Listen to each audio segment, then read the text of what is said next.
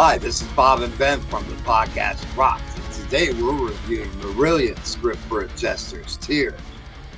This album was released in 1983, and this was in the early stages of the band. It was actually their first full-length album, um, preceding Market Square Heroes. And even upon looking at the album, upon first look at it, there are hundreds upon hundreds of images in this album artwork. And one of the things that struck me was the Jester, the lyrics he was writing. I don't know if you noticed it, but it says, yesterday, all my troubles seem so far away. Mm-mm. And That's in the artwork? yeah, Oh, wow. No, I didn't see that. yeah. And which brings us to the song script for Jester's Tear. The whole thesis of the lyrical style and the way it was delivered was Fish being the part of the Jester. Fish wrote under the name Fish to protect those around him because all his lyrics were personal in nature and dealt with his relationships, his drug issues, and almost every aspect of his life. And going into script, that song is about Kay, who was his first wife, and they had split up, and they later got together for when he did the Fugazi album, the next full length. They were back together, and you could hear the different vibe. But this song basically is it's like if you want to simulate it, it's the musical background with the playground music, and that it's basically symbolizing that the greatest love is that innocent love when we were kids. That first girl you fell in love with, and it wasn't about, hey, how much do you make, where do you work, what do you do. It wasn't that. It was innocent, right. And it was true. And when he says, like, I'm losing on the swings, I'm losing all on the roundabouts, he's saying no matter what angle he comes to, at the end of the day, he realizes that this relationship is over and the game is over. And, so it's a very heart-wrenching song. And, it's amazing to me when people put themselves out that much, to go to the very core of their emotion and what they're feeling, like Bill Collins did, the first solo album. Man, Divorce made his best albums. The first one, and then Hello, I Must Be Going was his second Divorce, and they made his best albums. It's just very odd to me that people are driven by that emotion and are willing to put it all out there, to put their whole heart and soul and lay it out in this track. Yeah, it definitely started out a little bit more deep than I like, but I guess it just kind of drops you right in. It was hard to read the lyrics because you could straight up just tell somebody was hurting. I don't have anything but good things to say about the music on every single track, so I'll just go ahead and preface that. It started out, it felt like I was kind of watching a play or a movie or something, with a good 80s, overtone soundtrack to it. But yeah, this dude's hurting, man, for sure. And it's vivid imagery, and it talking about, it wasn't subtle enough for me to have to go back and research what he was singing about in this one. Yeah, and then we go right into, from that heartbreak to He Knows You Know, and that track is straight up about drug addiction. It's about it basically encompasses the idea that your friends, some of them will be there, but then when you have an issue such as drugs or something like that, then all of a sudden they feel like they're on a higher plane than what you are, and they abandon you in that way. And that's basically what that song encompasses, is that after that time, he was serious speed addiction at the Ooh. time. And he wasn't able to shake it. He had trouble with it. And he noticed all his friends all of a sudden disappeared. He is left alone. You talk about you and Cody told me, Cody from Folklore, of course. Y'all both introduced this album to me and recommended it. And I'm glad I knew ahead of time, because I would have been confused.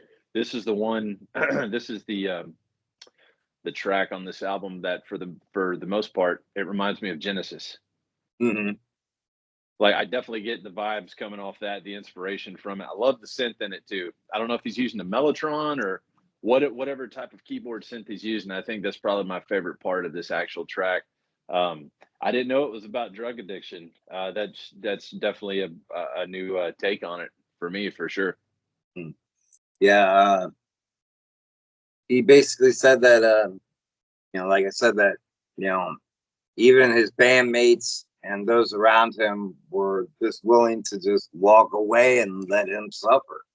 Then reach out at him. And Eek.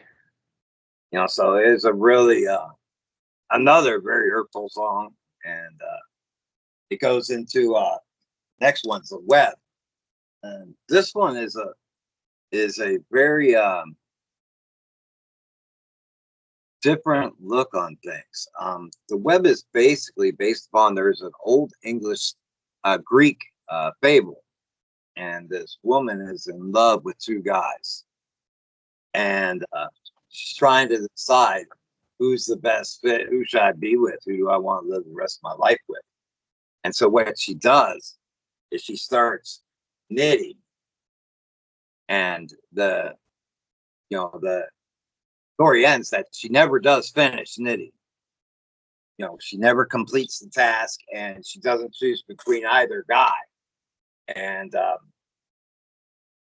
web is basically based upon that story, is that there's a part of him that longed to go back to Kaylee, and there is a part of him that whoa, wait, this is poison, and I don't know what to do. And musically, I think this is one of the strongest tracks. This and next Chelsea Monday, but I love the changes in the song, and I think it really brings out everyone in the band as a full unit. I think Mike Brotherly is amazing on that song. It is very well written. I get Zeppelin vibes from it too, for whatever reason. I don't know. Like I said, you and I, we've talked. I'm not a big Zeppelin fan, but it sounds like a song that they would write. This guy's very. I don't typically read lyrics or listen or pay attention to vocals. You know that. A lot of people don't know that. This dude, he's got very, very, very vivid imagery, where Yeah, you feel like you're watching a movie, and the music's playing and the narration's going, and you don't need a visual, because he's able to convey, for the most part, at least for me, what's going on very well, and just really just odd wording too. Some of yeah, his descriptions of stuff, it's kind of odd. It yeah. does, it almost kind of like, from a like what is it called, the pentamic iambic style, doesn't really make sense, with that, but also the words that he's using to convey the imagery is just very unique. Yeah, I think it's very unique to English and Scottish folklore, Yeah, to all them concepts. You can tell that he was very interested in his heritage, and he's very interested in his upbringing. And mm-hmm. well, even though it's personal nature, some people are right. Things that are personal in nature don't reference so much the towns, the cities, the Right. places that they lived, and he does it. Mm-hmm. Yeah. And then we go into Garden Party, and this was the first track on side 2 if you had the LP, And after coming through that first side, you can tell purposely, vocally, he wanted to sound like that Jester. And we get into Garden Party on side 2, and that vocal style changes. We get to hear more of his voice as it really is. And Garden Party is just a simple story that, you and I were ordinary dudes. We have a party, we get crazy, we get wild, we have fun, and we talk of things. And the rich do it as well, and they let loose as well. They just don't show it as much, and it's hidden. And that's basically what the Garden Party is. While we're talking about amps, ramps, and tramps, they're talking about politics, money, and hanging with their own kind. Where we're normal people like us, there's only one kind, and that's the human kind. And I think it's really takes time to point out the similarities and the differences of society. I really only have one comment for this song. I paid more attention to the lyrics on this album than I have in any other album I've listened to. I think that's because he was able to hook me in and kind of drag me along. The actual song, it was just weird. The tone of the song was awkward and kind of hard for me to listen to. So when we get to the rating system at the end, I'll ding it because of this song and only because of this song. Whatever, I loved everything else, but it was just a weird song for me. Honestly, man, I'm gonna say this is kind of bold, but I'm gonna say I didn't really enjoy this song. Whatever. And I think it's a lot of it with me is I understood why it went the musical direction it did, because it's given that almost like Benny Hill quality to it. Yes, very much. It was kind of chaotic, man. Yeah, and yeah, and I think that's was what was wanted to be displayed. But yeah, I think it personally, musically, I think it could have went into a stronger suit, and because the lyrics are strong, and it kind of made light of great lyrics. I think so too. I don't think that they took full advantage of the lyrics on this one. You said Benny Hill. That's just, I mean, that's on point. And I thought of kind of a circus. It was, maybe that's what they were going for with the whole Jester thing. But it was very kind of just, what the heck is going on? I felt kind of discombobulated a little bit listening to it. And then we come on to my favorite track, Chelsea Monday. I think good music, song. Lyrically, all the way around, I think this is the strongest track on the album. And the story is not that complex. It's basically saying that,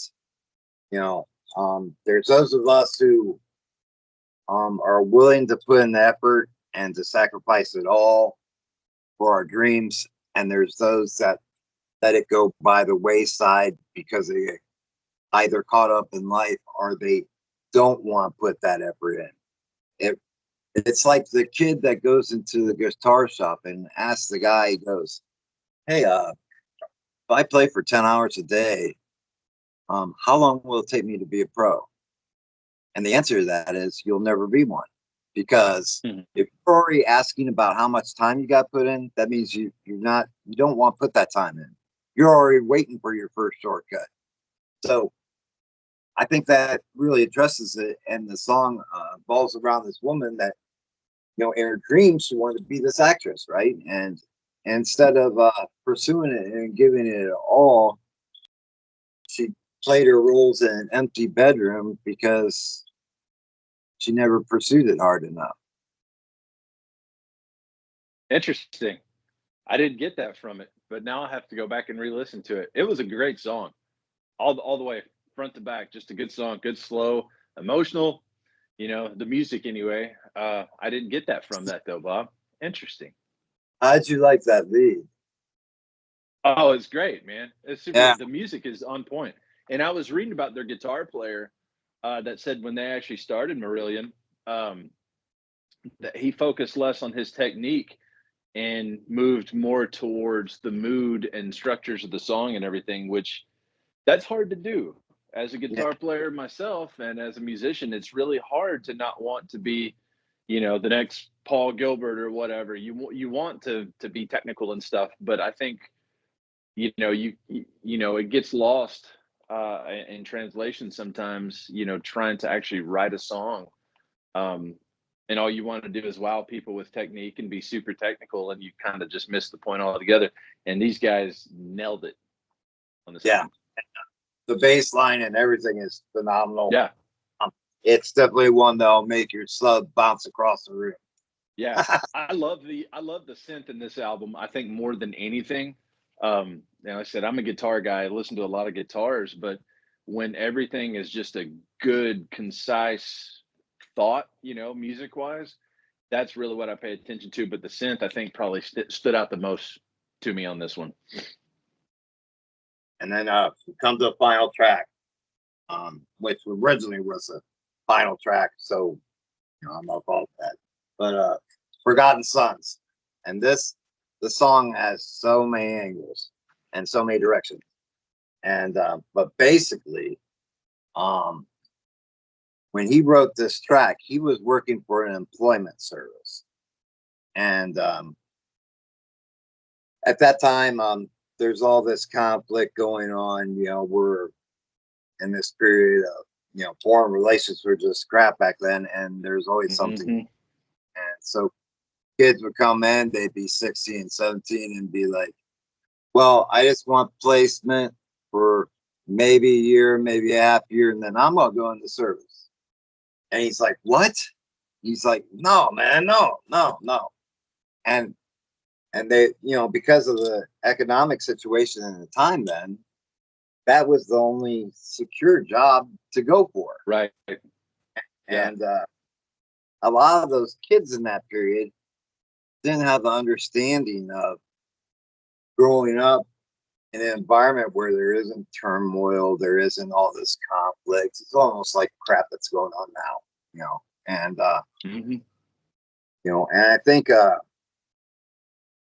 you know, I I know I'm you can tell by lyrics that he has very disheartening and much disdain for war and military, Absolutely.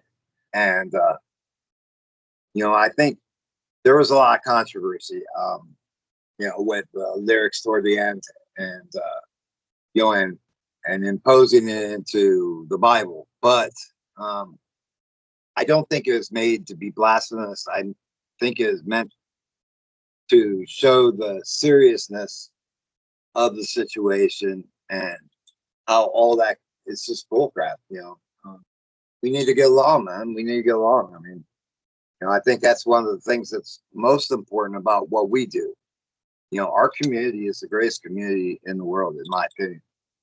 Yeah. Metal. A metalhead will do anything for another metalhead. Another rocker will Yeah. do anything for another one. And we don't want anything in return. We do it because we believe in that. We believe in peace. We believe in, creativity. We don't want a society that's dry and cold. That's not what we want. It's nothing survives in that.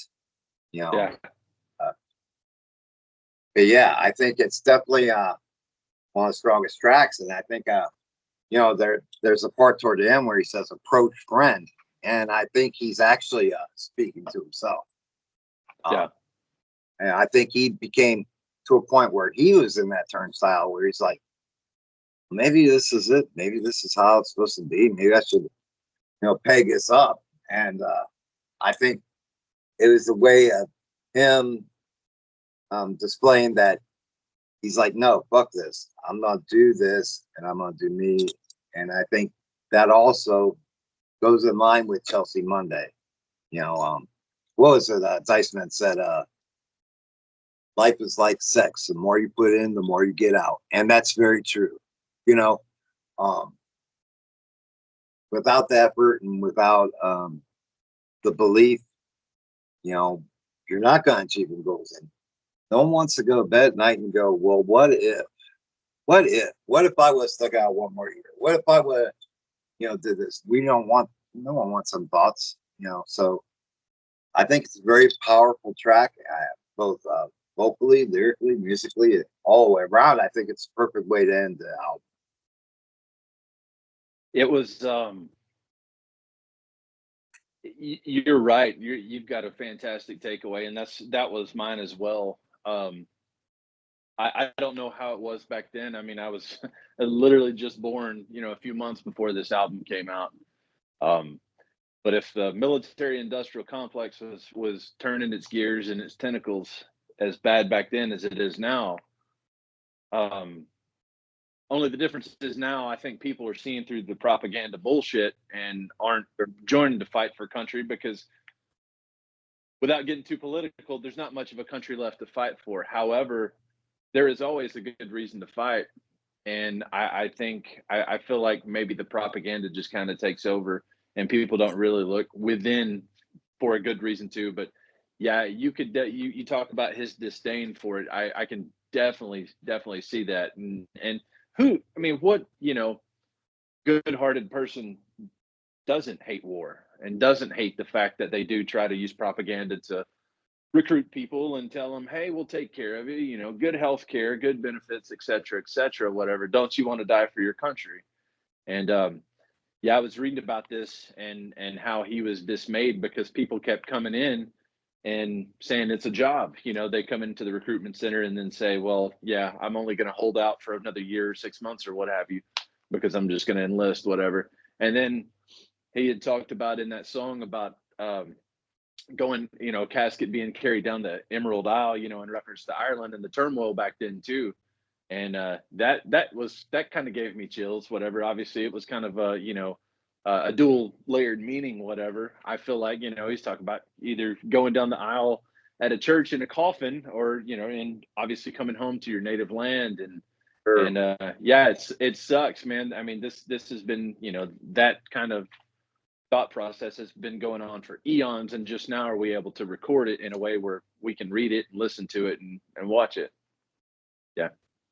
And I think too, upon listening to this album and the subsequent albums with him, um, the whole thing is at times, like I say, Kaylee, their hit was really the same woman and script, and the theme prevails throughout the stuff. Clutching was at Straws was the last album they did with him, and that was he just paired his soul about his alcohol addiction. He had songs on there like "Warm Wet Circles," which was a circle your glass leaves on the bar. I And got one now. go. So, and to listen to Marillion today, it's still musically is the same fundamentals are there. Lyrically, it's more psychedelic based lyrics. It's not this emotional that you get from these albums with him.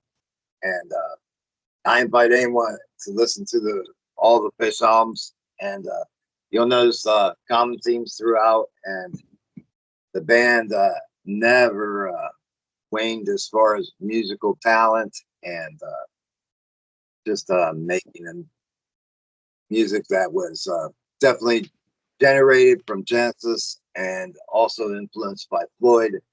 Um, every time I've ever been asked to describe them, I've always said, take Genesis in this car, drive it 80 miles an hour, take Pink Floyd in this one, crash them together, you got Marillion. And I think that holds true. And it's weird. Going back to you and Cody telling me that these guys were inspired by Genesis, I kind of started binging Peter Gabriel, and I love Phil Collins. I've listened to him for a long time, for many, many years. He's kind of a guilty pleasure.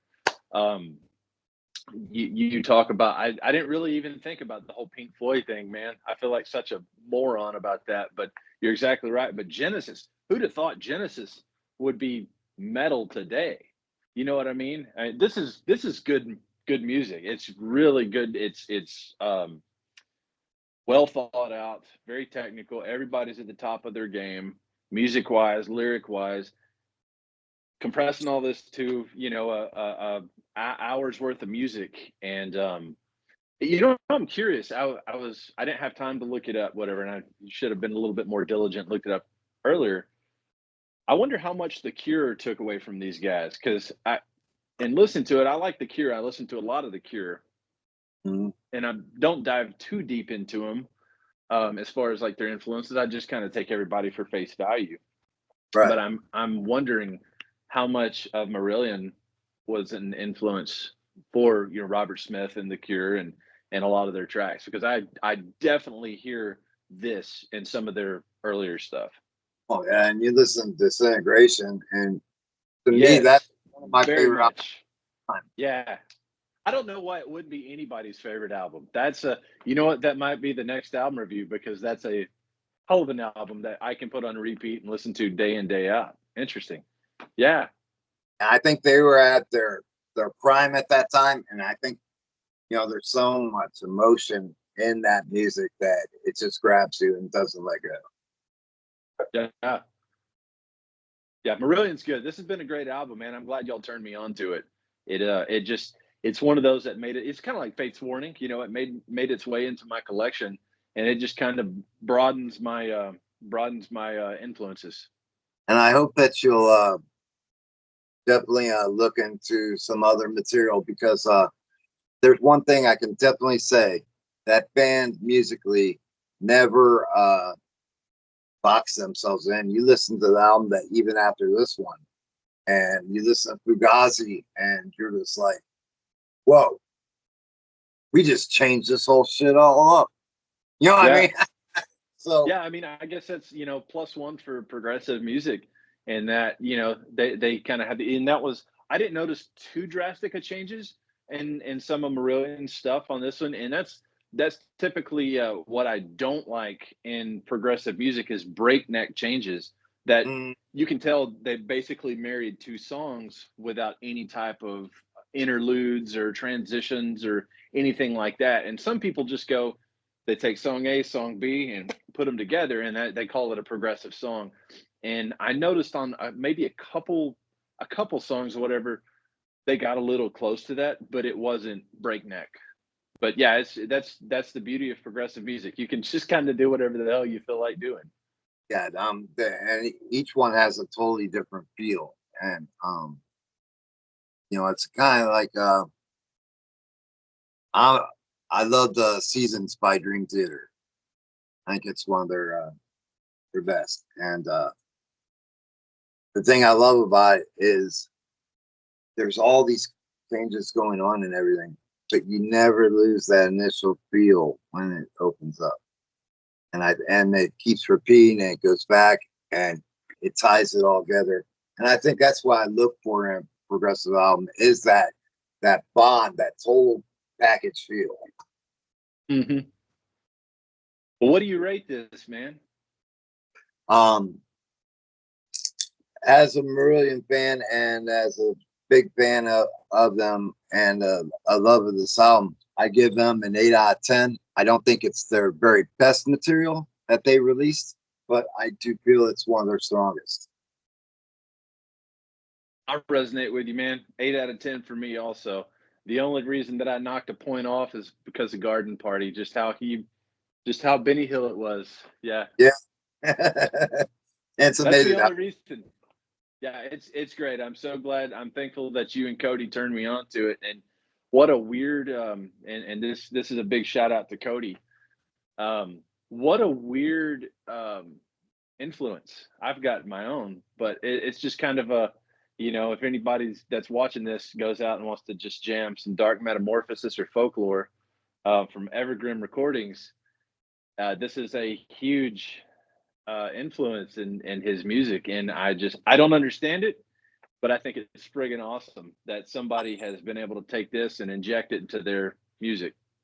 His chord progressions, I think, is what he derives from it, is those chords of very strong feeling and emotion. And, you know, one of the things I love about his material is that there's so much emotion and so much feel in almost every single track.